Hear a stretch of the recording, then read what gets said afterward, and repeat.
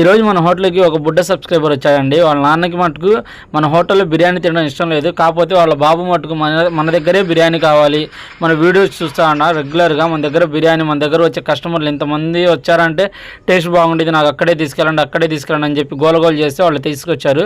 కానీ వాళ్ళ ఫ్యామిలీకి మటుకు ఇక్కడ బిర్యానీ తినడం ఇష్టం లేదు. ఎందుకంటే చిన్న హోటల్లా కనిపిస్తుంది, అంత రిచ్గా లేదు అని చెప్పి వాళ్ళు అనుకుంటున్నారు. మాట్లాడుకుంటుంటే మన లోపల సప్లయర్స్ వచ్చి నాకు చెప్పారు, ఏం పర్లేదులే కూర్చొని అని చెప్పాను. ఒక బిర్యానీ తీసుకొని నలుగురికి షేర్ చేసుకున్నారు.